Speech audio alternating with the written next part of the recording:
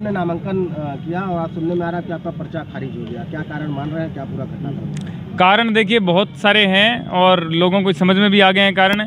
लोग कहने लग गए हैं वो चीज़ें और पहले भी कह ही रहे थे, लेकिन जो हमें कारण दिया गया ना, हम पूरा जोर लगा रहे थे। हमें अंदाज़ा था कि हमारा नॉमिनेशन नहीं लेंगे, ठीक है, लेकिन मैं घर से जब चला था मैंने ये चीज़ सोची नहीं थी। मैंने नामांकन लेने के बाद की प्रोसेस सोची थी, लेकिन यहाँ पे आने के बाद जो चीज़ें हुई उससे मुझे लगा नामांकन नहीं ही लेंगे। इतने ट्वीट, इतने मेल, इतने फ़ोन कॉल किए कि मुझे लगा कि 3 बजे के बाद में जो 26 लोगों का नामांकन कल हुआ है, 3 बजे के बाद में 26 लोगों का वो मेरे मेल ट्वीट से हुआ है, ऐसा मुझे लगा था। लेकिन आज उसका पता चला कि वो क्यों हुआ। वो अगर नामांकन पहले हमारा ले लेते तो उसमें कुछ टाइम हमें मिल जाता, जिसमें वो कमी निकालते अगर छोटी सी भी, तो उसमें हमें टाइम मिल जाता, उसमें हम दे देते वो चीज़। उन्होंने आज हमें ये रीज़न बताया है, अपने मुंह से बोल करके बताया है कि आपका जो नामांकन है वो इस टाइम पे हुआ है 2:58 पे 14 तारीख को।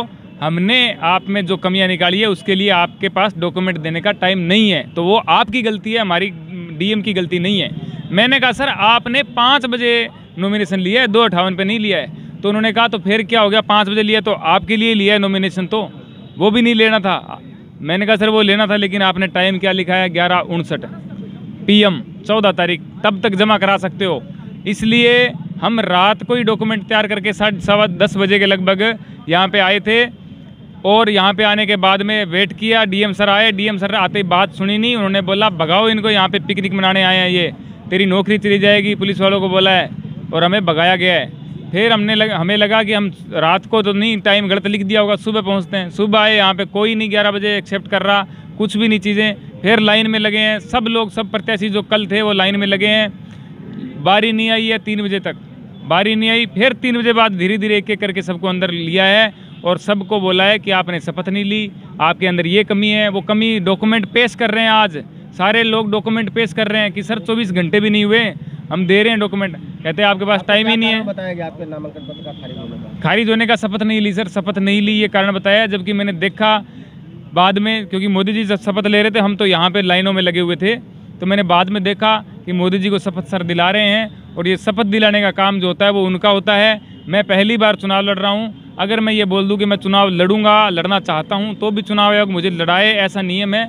लेकिन मैंने तो पूरी प्रक्रियाएं पूरी करके और डॉक्यूमेंट वहाँ पे जमा कराए, लेकिन फिर भी शपथ दिलाने के बारे में, शपथ के बारे में एक शब्द सर ने नहीं बोला। और ये मेरे से पूछ लेते कहाँ है डॉक्यूमेंट, हो सकता है मैं दूसरी जगह कोई फाइल में होता, मैं निकाल के दे देता, या मेरे को बोलते कि शपथ लोगे या नहीं लोगे। मैं बोलता नहीं लूँगा तो रिजेक्शन होता, मैं बोलता हाँ लूँगा, आप दिलाओ शपथ। किसी को नहीं दिलाई है, सबकी आंखों के सामने हुआ है। 26 लोग जो बैठे हुए उनकी आंखों के सामने ये सब हुआ है, और ये बहुत गलत हुआ है। लेकिन अच्छा इसलिए हुआ है कि लोगों का सपोर्ट मुझे दिखा। इतना सपोर्ट मैंने सोचा नहीं था जितना सपोर्ट मुझे मिला, तो कम से कम अच्छा इस बात का मुझे लग रहा है कि लोगों में इतनी तो जागरूकता है कि आज सोशल मीडिया पे जो हमारा सपोर्ट है वो बहुत ज़्यादा था।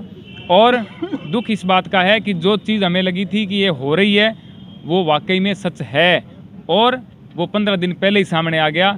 एक मैं यूँ पेंसिल से पेंटिंग बनाने की कोशिश कर रहा था कि एक देश की इस टाइम की हालात की पेंटिंग बना के दिखाऊं। वो पेंटिंग जो है चुनाव आयोग ने प्रिंट करके दे दी है, बोले आप रहने दो बनाने को, ये ले जाओ, लगाओ, दिखाओ सबको, 4 दिन में काम हो गया आपका, निकलो इधर से। ये बात है। अब कहाँ पे किसको सपोर्ट करेंगे आपने, क्योंकि कल कहा था कि अगर चुनाव मैं करता हूँ तो ठीक है, नहीं अगर मेरा पर्चा खारिज होता है तो मैं यहाँ से जाने वाला नहीं हूँ। सर जाने वाला नहीं हूँ, मैंने ये बोला था जाने वाला नहीं हूँ। लेकिन जो चीज़ें हो रही है, मुझे हर कोई यहाँ का जो अच्छा बंदा है ना, मुझे आकर के बोल रहा है श्याम जी आप किसी को जगह मत बताओ, आप यहाँ से जो है ध्यान से जाओ, आप बाहर निकलो, ध्यान से निकलो, आप पे बहुत ज़्यादा थ्रेट हैं, आप संभल के रहो, ठीक है। और मेरे पास हर जगह से फ़ोन आ रहे हैं। जब नामांकन नहीं हुआ था उस टाइम आ रहे थे, नामांकन हुआ तब हमें हौसला हुआ कि चलो ठीक है, अब कोई दिक्कत नहीं है। तो अब जो चीज़ है, मैंने तो ये भी कसम खाई थी कि गंगा मैया में डुबकी मैं तब लगाऊंगा जब मेरा नामांकन एक्सेप्ट हो जाएगा। अब तो एक्सेप्ट भी नहीं हुआ।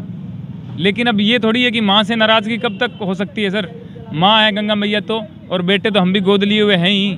मोदी जी अकेले थोड़ी हैं, कह के चले गए। लोकतंत्र तो जिंदा रखो यार।